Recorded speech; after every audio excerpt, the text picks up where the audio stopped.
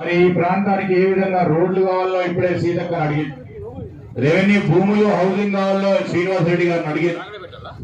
ఆ పరంగా ఆల్రెడీ ఇప్పుడు ఒక శంకుస్థాపన చేసుకున్నారు. ఈరోజు ఒక పట్టుదలతో ముందుకు నడుస్తా ఉన్న శాసనసభ్యుడు మీ అభిమాన నాయకుడు గంటా సత్యనారాయణరావు గారు. అట్లాంటివన్నీ ప్రోత్సాహం చేయాలి. ప్రోత్సాహం చేసే సంకల్పంతో మేము ముగ్గురం మంత్రం వచ్చినాం, ఒక్కరం కాదు, ముగ్గురం మంత్రం ఉన్నాం. అంటే దాని అర్థమైంది, ఈ రోజు ఈ ప్రాంతానికి సంబంధించిన మా శాసనసభ్యుడు ఏ వాగ్దానాలు ఇచ్చిండ్రో ఆ వాగ్దానాలకు అనుగుణంగా ఈ రోజు మేమందరం కలిసి కూడా ఆ ప్రాంతాలకు సంబంధించిన శాసనసభ్యులని ముందుకు నడిపి ఈ ప్రజా సంక్షేమం అభివృద్ధిలో పాలు పంచుకుంటాం, మీరు ముందుకు నడవండి తెలియజేయడానికి ఓ సంకేతం ఇవ్వడానికి మేమందరం కూడా రావడం జరిగిందని మనం చేస్తా ఉన్నాం. నేను మీ అందరినీ కోరుతా ఉన్నా, భూపాలపల్లి జిల్లా, ఇక్కడ నీటి వనరులు ఉంటాయి, అటు పక్కన చూస్తే కాళేశ్వరం ఉంది, ఇక్కడ బొగ్గు గనులు ఉన్నాయి, నీటికి కుదవలేదు. అదేవిధంగా ఖనిజాలకు సంబంధించిన సంపదకు కుదవలేదు. కానీ మనం అందరం చూస్తా ఉన్నాం, గొప్పగా చెప్పుకుంటారు చాలా మంది. మొన్న వచ్చిపోయారు, ఏడికి కాళేశ్వరంకి వచ్చిపోయారు. ఎవరు? టిఆర్ఎస్ పార్టీకి సంబంధించిన నాయకులు వచ్చిపోయారు. ఏ జిల్లాకు వచ్చిండ్రు? భూపాలపల్లి జిల్లాకు వచ్చి. భూపాలపల్లి జిల్లాలో 2 బ్యారేజీలు ఉన్నాయి. ఒకటి మేడిగడ్డ బ్యారేజ్ ఉంది, ఇంకోటి అన్నారం బ్యారేజ్ ఉంది.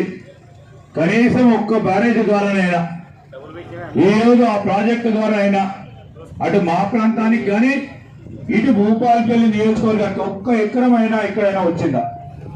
ఒక్క ఎకరం రావడానికి ఆలోచన చేసిందా? ఎంత దూరం ఉంటుంది నుంచి?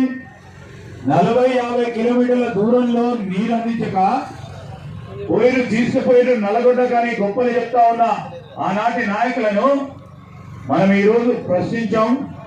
మార్పు తీసుకొచ్చే ప్రయత్నంలో ఈరోజు కాళేశ్వరంకు సంబంధించిన బ్యారేజ్ నిర్మాణంలో మరి ఏ విధంగానైతే ఒక అశాస్త్రీయబద్ధంగా కట్టిన బ్యారేజీలు కుంగిపోవడం జరిగిందో మీరందరూ కూడా ప్రత్యక్షంగా చూసి ఏమన్నారు?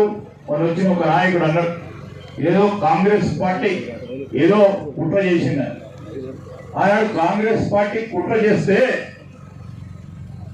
ఆ రోజు కాంగ్రెస్ పార్టీ ప్రాజెక్ట్ కావద్దనుకుంటే, ఆ ప్రాజెక్టే వద్దనుకుంటే ఆ ప్రాంతానికి సంబంధించిన అనేక మంది కాంగ్రెస్ పార్టీకి సంబంధించిన నాయకులు కార్యకర్తలు ఒక్క అడుగు కూడా ముందుకు వేయలేకపోయింటుండే. కానీ ఈరోజు ఏ ప్రాంతానికి ఎన్నైనా న్యాయం జరగాలి, ఈ తెలంగాణ రాష్ట్రంలో ఉన్న అన్ని ప్రాంతాలకు న్యాయం జరగాలి అనే ఒక సంకల్పంతో భూములు కోల్పోయినా, ఇల్లు కోల్పోయినా, ఉపాధి కోల్పోయినా భూములు ఇచ్చిండ్రు. నీరు తీసుకొచ్చిన సందర్భంలో మేము అడిగినాం, ఈ ప్రాంతానికి సంబంధించిన ప్రజలు అడిగిండ్రు, ఈ ప్రాంతానికి నీరు అందియమంటే ఒక్క చుక్క నీరు లేదు. అక్కడి నుంచి చాలా దురదృష్టమైన ఆలోచన, దుశ్చర్యం. ఈరోజు గొప్పలు మాట్లాడతారు వాళ్ళు. ఈరోజు నేను మా అక్కలు చెల్లెలు అందరూ వచ్చింది. మేము 7వ తారీఖు నాడు నేను కానీ, మా సోదరిమణి సీతక్క గారు కానీ, మా అన్న శ్రీనివాస్ రెడ్డి గారు కానీ, మా సహచర మంత్రివర్గ సోదరులు ముఖ్యమంత్రి గారు ప్రమాణ స్వీకారోత్సవం చేసి ఎప్పటి నుంచి మొదలు పెట్టినాం యంత్రాంగాన్ని, అధికార యంత్రాంగాన్ని ఈరోజు ప్రజల వద్దకు తీసుకెళ్లే ప్రయత్నంలో 9వ తారీఖు నాడు కేబినెట్ సమావేశాల్లో మొట్టమొదటి మహిళలకు సంబంధించిన అంశం ఉచిత బస్సు సౌకర్యం కల్పించే కార్యక్రమం చేయడం జరిగిందా లేదా? ఏమ్మా మీరందరూ పోయినరా లేదా? బస్సులలో ఎవరైనా పోకుంటే చేయొద్దు. అందరూ పోయినరా లేదా? ఫ్రీగా బస్సులో పోయినరా లేదా? ఫ్రీగా బస్సులో పోయింది.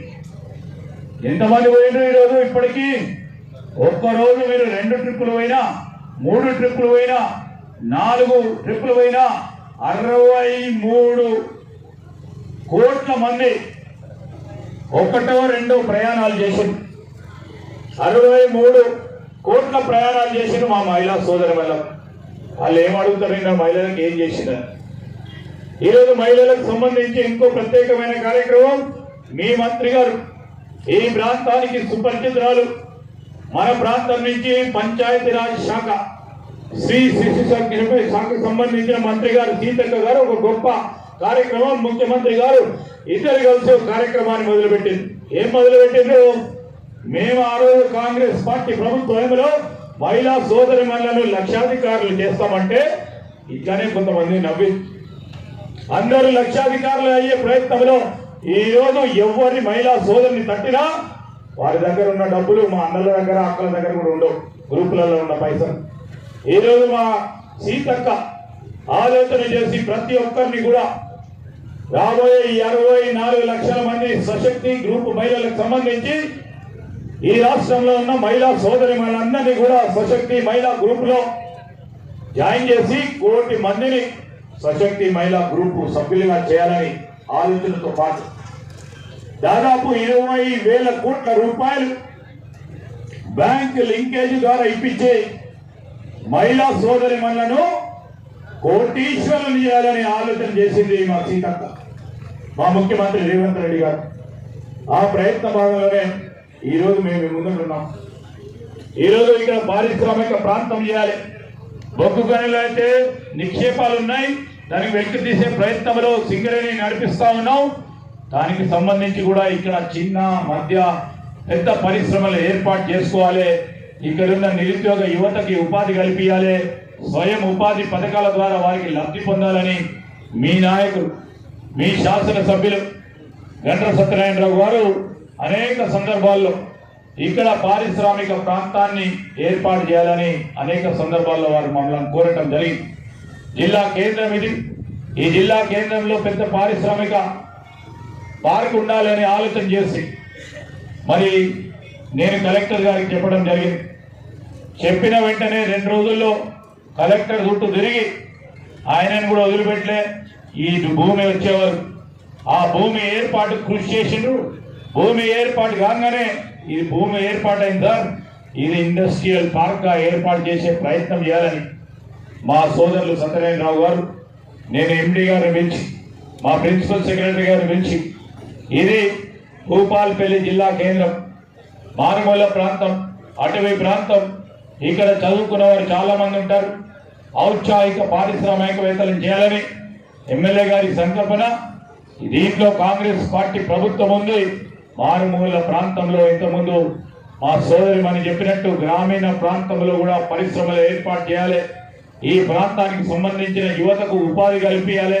ఆ ఆలోచన ముందుకు తీసుకెళ్లే ప్రయత్నంలో మరి ఈరోజు భూమి కేటాయింపుతో పెద్దలు శ్రీనివాస్ రెడ్డి గారి మరి ఆలోచన మేరకు పరిశ్రమలకు భూమి ఇస్తామని ముందుకు వచ్చి ఈరోజు మేము మా పరిశ్రమలకు సంబంధించి ఇక్కడ రోడ్లు వేయడానికి, అదేవిధంగా ఇక్కడ డ్రైనేజ్ కట్టడానికి, ఇక్కడ సీవరేజ్ లైన్లు ఏర్పాటు చేయడానికి, కరెంటు పెట్టడానికి, కరెంటు లైన్లు ఏర్పాటు చేయడానికి, కాంపౌండ్ వాల్ క్రియేట్ చేయడానికి, దాంతో పాటు 200 పరిశ్రమలను ఈ ప్రాంతంలో ఏర్పాటు చేయాలని ఈరోజు ఆలోచన చేసినాం. మేము చెప్తా ఉన్నాం, పూర్తి స్థాయిలో ఈరోజు ప్రణాళిక సిద్ధం చేసుకొని రాబోయే 2 నెలల కాల హేమల నేను కానీ మీ సత్యనారాయణరావు గారు కానీ మొట్టమొదటి పరిశ్రమకు శంకుస్థాపన కార్యక్రమానికి ఈ ప్రాంతానికి వస్తాం. దిగ్విజయంగా ఈ పరిశ్రమ ప్రాంతాన్ని గొప్ప పారిశ్రామిక ప్రాంతంగా గుర్తించే కార్యక్రమం చేస్తాం. అదే విధమైన కార్యక్రమం కార్యాచరణ తీసుకొని ముందుకు పోతామని మీ అందరికీ మనవి చేస్తా ఉన్నాను. ఐటీ రంగానికి సంబంధించి కూడా మా సోదరులు అడుగుతా ఉంటారు. ఇక్కడ ఇంజనీర్లు ఉన్నారు, చాలా మంది కూడా ఐటీ రంగానికి సంబంధించి హైదరాబాద్ పోవాలంటే ఇబ్బంది పడతా ఉన్నారు. ఇక్కడే ఏర్పాటు చేస్తే బాగుంటుందని వారు చెప్తా ఉన్నారు. మేము మా అధికారులకు సూచించాం. మరి ఒకసారి సర్వే చేసి దాంట్లో భాగంగానే కొంతమంది సాఫ్ట్వేర్ కంపెనీకి సంబంధించిన మరి అధినేతలను పిలిచి ఇక్కడ ఏర్పాటు చేయాలని కోరుతాం. అతి త్వరలో దానికి కూడా ఏర్పాటు చేయడానికి ప్రయత్నం చేస్తామని మా శాసనసభ్యులకు, ఈ నియోజకవర్గ ప్రజలందరికీ కూడా మనవి చేస్తా ఉన్నా. ఈరోజు మన ప్రాంతంలో ఇటు అడవి ప్రాంతం, వర్షాలు ఎక్కువ పడతా ఉంటాయి. మా సీతక్క కూడా తెలుసు. మన సీతక్క పంచాయతీ రాజ్కి సంబంధించిన మంత్రిగా గ్రామీణ ప్రాంతంలో అన్ని గ్రామాలకు సంబంధించిన రోడ్ల ఏర్పాటు ఒక కార్యక్రమం తీసుకోవాలని మరి ఎప్పుడు నిరంతరం పోరాటం చేస్తూ ఉంటుంది. ఫైనాన్స్ మినిస్టర్ గారితో డబ్బులు ఇవ్వాలని ఆ ప్రయత్నంలోనే ఇంకా ఎక్కువ స్థాయి నిధులు ఇప్పించే ప్రయత్నం చేస్తూ ఈరోజు అటు ప్రాంతంలో ఉన్న వారి నియోజకవర్గం కానీ, ఇటు ప్రాంతంలో ఉన్న మా నియోజకవర్గం కానీ, ఈ ప్రాంతం కానీ మొత్తం యావత్ తెలంగాణ రాష్ట్రానికి సంబంధించిన ఎక్కడైతే పంచాయతీరాజ్ సంబంధించిన రోడ్లు కానీ వాటి అవసరాలను తీర్చడానికి అహర్నిశలు కృషి చేస్తూ ఉన్నారు. పెద్ద ఎత్తున మేమందరం కూడా నిధులు ఇప్పించే నిధులు సమకూర్చే ప్రయత్నం చేసి మరి గ్రామీణ ప్రాంతాలు అన్నీ కూడా బాగుండాలనే ఆలోచన దృక్పథంతో ముందుకు వెళ్తాం. నేను మీ అందరినీ కూడా కోరుతా ఉన్నాను, ఒకటి తర్వాత ఒకటి. ఈ ప్రభుత్వం మీ ప్రభుత్వం, ఇది ప్రజల ప్రభుత్వం. మేము చెప్పినాం 6 గ్యారెంటీలను, ఒకటి తర్వాత ఒకటి గ్యారెంటీల పరంగా ముందుకు పోతా ఉన్నాం. మీ అందరికీ కూడా 200 యూనిట్ల కరెంటు ఫ్రీ ఇచ్చే కార్యక్రమం ఇక్కడ ఉన్న దాదాపు 99% మందికి 200 యూనిట్ల కరెంటు వస్తా ఉంది. అదే కొర ఎవరికైనా రాకుంటే మేమున్నాం ఇప్పించడానికి. ఇంతకుముందే పెద్దలు శ్రీనివాస్ రెడ్డి గారు చెప్పారు, మరొక మేము ఇచ్చిన గ్యారెంటీలో ఈరోజు ఇందిరమ్మ ఇల్లు ఇచ్చే కార్యక్రమానికి నాంది పలికినాం. ప్రతి నియోజకవర్గానికి వారు చెప్పారు 3500 ఇళ్లనిచ్చే కార్యక్రమం, దాదాపు 5 లక్షల వరకు ఇల్లు ఇచ్చే కార్యక్రమం రాష్ట్ర వ్యాప్తంగా తీసుకుంటున్న తరుణంలో ఒక్కటి తర్వాత ఒకటి చేస్తా ఉన్నాం. మొన్న ఏం చేసినాం మీ అందరికీ తెలిసి, ఇక్కడ రైతు సోదరులందరూ, మీ అందరు కూడా రైతులు, ఈ వేదికపై ఉన్న సోదరులందరూ కూడా రైతులు. 31,000 కోట్ల రూపాయల వరకు రుణమాఫీ మొదలు పెట్టడం జరిగింది. 1,00,000 రూపాయలు 1,50,000 వరకు తీసుకున్న ఆ రైతు సోదరుల రుణమాఫీ కార్యక్రమం పూర్తి స్థాయిలో అయింది. ఎక్కడైతే ఒక్కరో ఇద్దరు రైతు సోదరులకి ఆ రుణమాఫీ జరగకుండా ఉంటే, సాంకేతిక పరమైన ఇబ్బందులు వస్తే రుణమాఫీ జరగకుండా ఉంటే, ఇంతకుముందే మా సోదరులు సత్యనారాయణరావు గారు చెప్పారు, ఇక్కడ చాలా మందికి వచ్చింది, ఒక్కరికో ఇద్దరికో ఆ సాంకేతిక పరమైన ఇబ్బంది వచ్చింది, దాన్ని దృష్టిలో పెట్టుకోమని. ఈరోజు మేము చెప్తా ఉన్నాం, 31,000 కోట్ల రూపాయలు కష్టపడి ఇబ్బంది పడి రాష్ట్ర ఖజానాకు సంబంధించి అస్తవ్యస్తంగా ఉన్న అప్పులు చేసో ఈరోజు ప్రజలకు సంబంధించిన వాగ్దానాన్ని పూరించడానికి రైతు రుణమాఫీ కార్యక్రమం దిగ్విజయంగా ముందుకు నడుస్తా ఉన్నది. కరెక్టా కాదా ఈరోజు ప్రజలను అడిగి తెలుసుకుంటా ఉన్నాం. ఈ సందర్భంలో మేము చెప్తా ఉన్నాం, ఇలాంటి కార్యక్రమాలు ఒకటి తర్వాత ఒకటి చేసుకుంటూ పోతా ఉంటాయి. ఈ 5 నెలలనే పూర్తి స్థాయిలో ఇచ్చిన వాగ్దానాలను పూరించాలని నేను అసెంబ్లీలో చూశాను. వారేమో 10 సంవత్సరాల కాలంలో ఒక్కరికి ఇల్లు కట్టియలే, ఒక్కరికి భూమి ఇయ్యలే, ఒక్కరికి పోడు భూమి ఇయ్యలేకపోయారు, ఒక్కరికి ఏ పని చేయలేకుండా మమ్మల్ని అడిగే నైతిక హక్కు కోల్పోయి ఈరోజు పార్లమెంట్లో ఒక్క సీటు రాకుండా వారి పార్టీ ముందుకు నడుస్తా ఉన్న తరుణంలో నిన్న ధరణి విషయంలో స్పష్టంగా ఒక ప్రకటన మన రెవెన్యూ మంత్రి గారు చెప్తా ఉంటారు. ఏది కానట్టు గొప్ప ప్రపంచం వారు సృష్టించినట్టు ధరణిలో జరిగిన అష్ట కష్టాలు ప్రతి ఒక్కరి మధ్యలో ఉంది, దాన్ని ప్రక్షాళన చేస్తామని చెప్పారు. ప్రక్షాళన చేస్తా ఉన్నారు శ్రీనివాస్ రెడ్డి గారు. అతి త్వరలో కూడా కొత్త సాఫ్ట్వేర్తో ఈ ప్రజలకు సంబంధించిన రెవెన్యూ అంశాలను పరిష్కారం చేయడానికి ప్రజలకు సంబంధించి నేరుగా ఎంఆర్ఓతోనో ఆర్డీఓతోనో కలెక్టర్ల వారి ఇష్టారాజ్యం లేకుండా, లేకుంటే నాలాంటనుకో, మా సత్యనే లాంటనుకో, మా శ్రీనివాస్ రెడ్డి లాంటి వారు చెప్తే కానీ పని కాకుండా, లేకుంటే మేము చేసే తప్పుడు తొడకల్లో మరి ధరణి ఉపయోగపడే కార్యాచరణ ఎవరైనా తీసుకుంటే ఊరుకోబోమని మరి స్పష్టంగా నిన్న శ్రీనివాస్ రెడ్డి గారు కూడా చెప్పారు. ఆ ప్రయత్నంలో ఒక గొప్ప కార్యక్రమాన్ని మొదలు పెట్టదలుచుకున్నాం. అది కూడా మేనిఫెస్టోలో భాగం. ఈరోజు మేము అందరం కూడా చేస్తా ఉన్న తరుణంలో మీ అందరి సహకారం కావాలి. ఈరోజు మహిళలకు సంబంధించి నేను ఇప్పుడే మా ఈడీ గారిని కోరుతా ఉంటే, మా మహిళా సోదరిమణులకు సంబంధించి ఈరోజు మా సీతక్క గారు ఇంకోటి ఆలోచన చేసి చెప్పింది. మన ప్రతి నియోజకవర్గ కేంద్రంలో మినీ పారిశ్రామిక పార్కును ఏర్పాటు చేయాలన్నారు. దీంట్లో ఇచ్చే 200 మరి మన ప్లాట్లలో 200 నుంచి 400 అయ్యే ప్లాట్లలో మహిళలకు సంబంధించి మరి మీరు ప్రత్యేకంగా వారికి మినీ ఇండస్ట్రియల్ పార్కును ఏర్పాటు చేసి వారి అవసరాలను దృష్టిలో పెట్టుకొని వారు చేసే ఉత్పత్తులకు సంబంధించి రేపు రాబోయే కాలంలో వారికి కూడా మార్కెట్ అనుసంధానం చేసే ఒక కార్యక్రమాన్ని చేపడతా ఉన్నారు. వారికి కూడా సీతక్క గారు ఒక కార్యాచరణ తీసుకోబోతా ఉన్నారు. మీరు పెట్టే పరిశ్రమలకు మీరు ఉత్పత్తి చేయడానికి, మార్కెటింగ్ చేయడానికి మీ పేరిట, ఈ రాష్ట్రం పేరిట బ్రాండింగ్ కార్యక్రమం కూడా వారు మొదలు పెట్టడం జరిగింది. మేము ఏం చెప్తామనంటే మహిళలకు మేము కట్టుబడి ఉన్నాం. వారు ఆర్థికంగా ఎదగాలని ఆలోచన చేస్తా ఉన్నాం.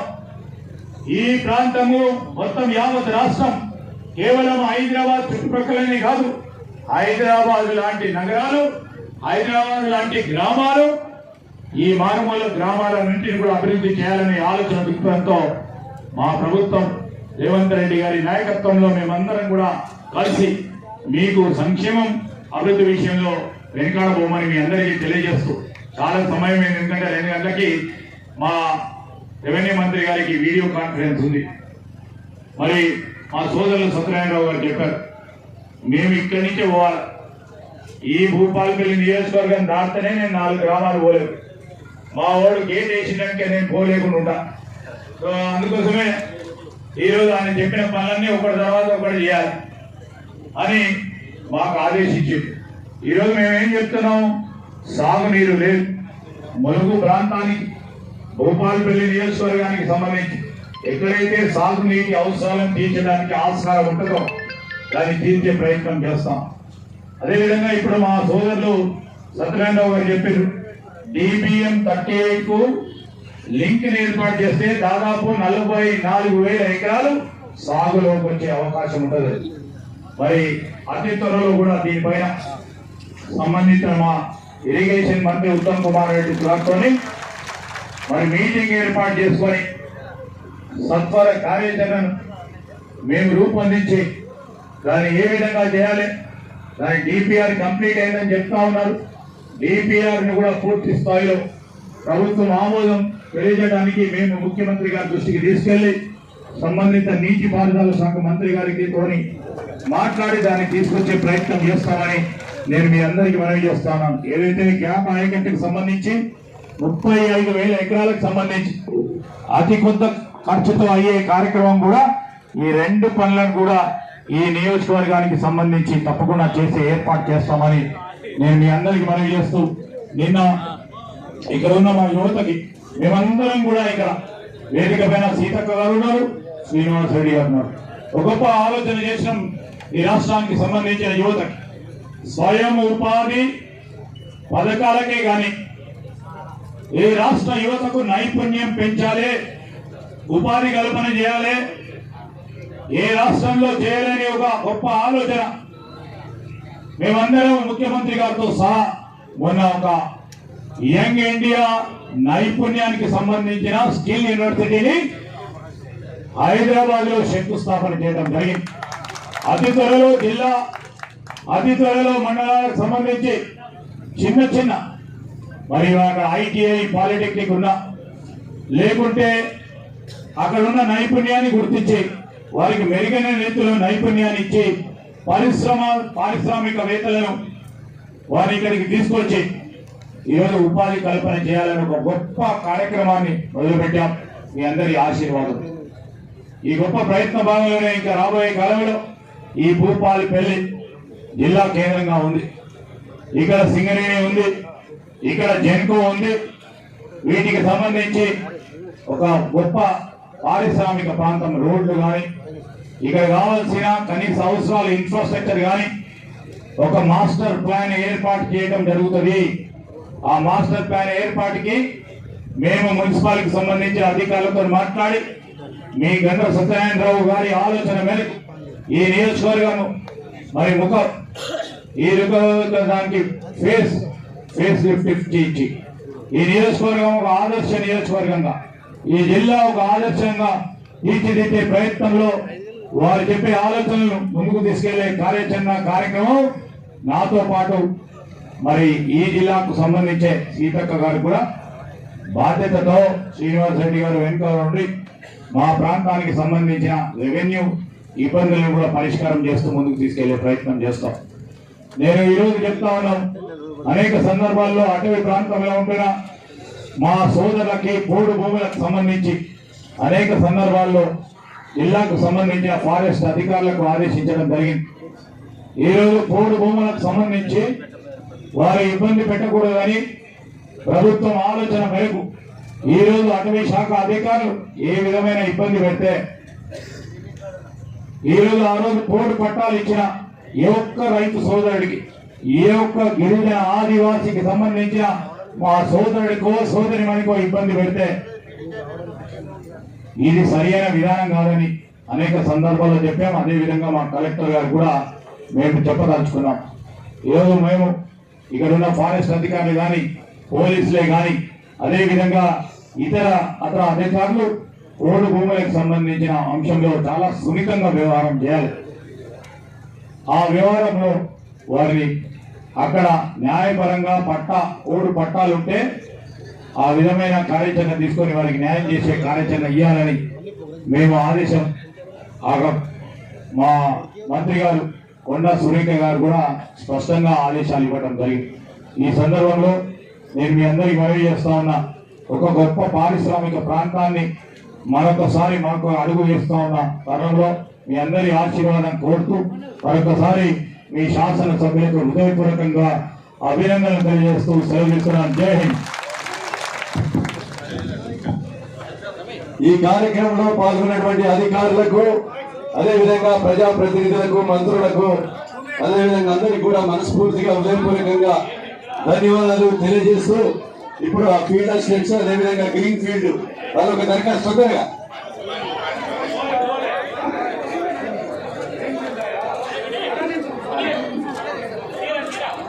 మోటార్ సైకిల్ వాళ్ళు దయచేసి ముందుకు రాని వాళ్ళు అందరూ సైకిల్ మోటార్ వాళ్ళందరూ